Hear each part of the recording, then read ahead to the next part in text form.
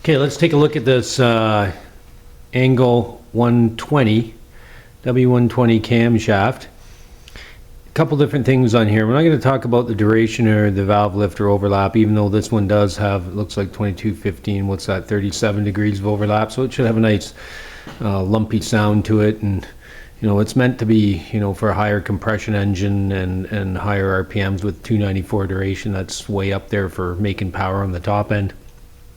Anyways, this one, and I measured it in the engine because I didn't know what I was starting with, but it worked out to about 397 and a half, and this one's actually measured out here at 397. That's the gross cam lift in the engine, so that's the actual camshaft.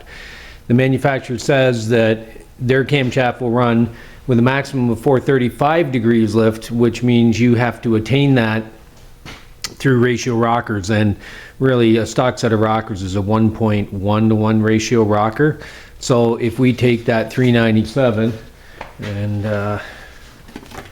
let's just do it right here because I've got a calculator. So if we go 397, yeah, we can put the point in front of it, but if we go 397 times 1.1 equals 436, and there's what the manufacturers recommended that their cam works at, relaxed, at 435, which, you know, means that it's going to provide the most amount of lift and least amount of horsepower being used because of the mechanical advantage and everything to get to that lift. But this one running a 1.1 to 1 ratio rocker, and they don't recommend that you go any higher than that, and it's because of the camshaft profile, the design of it.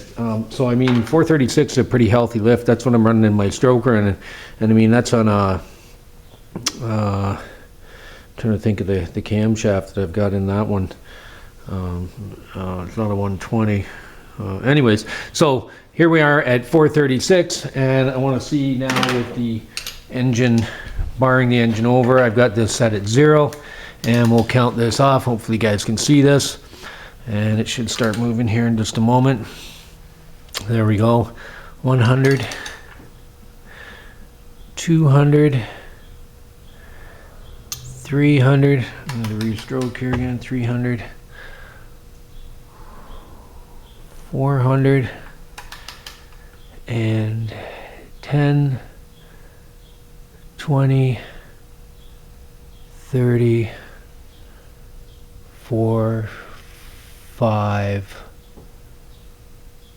6. 436. Okay, so now taking that, so 436 there, it starts to drop back off. Let me see if it comes back up to 436, 435, 436. Okay, right on. So that's good, that getting what the manufacturer wants you to get in the engine. I got 435, it's 436, whatever. You can make that up in the valve train lash or whatever. We're going to run 4 thou here instead of 6 thou.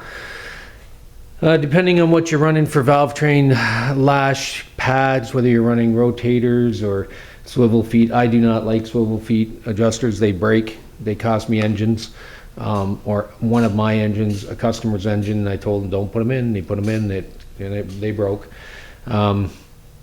But lash, just direct friction contact like the ones that I'm using here, they're just like stock ones, and they're fine.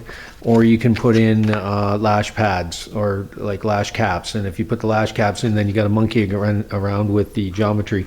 So I've messed with the geometry on this one quite a bit, and I end up having to run let's see here, a 30 and a 15, so 45 thou of shim underneath to get it to be, oh pardon me, no, a 60 and a 15, so 75 thou underneath the rocker arms to get me where I want to be. So now if I take that valve lift at 436 is what we had, and we divide that by 218.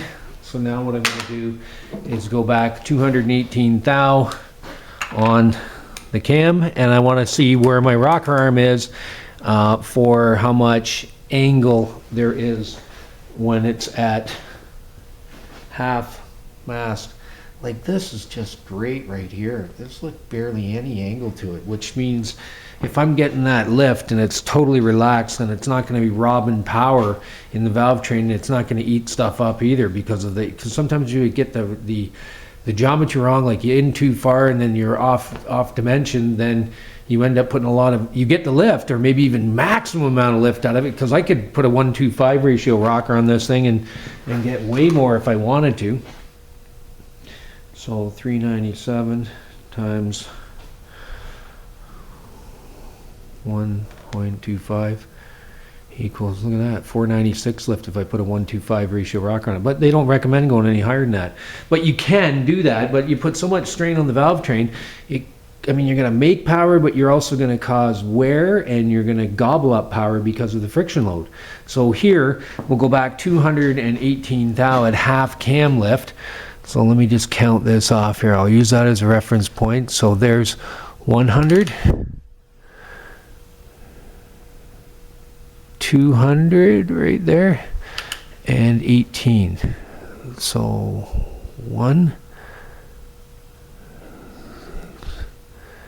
10, 15, 16, 17, 18. Okay, so there it is at half mast.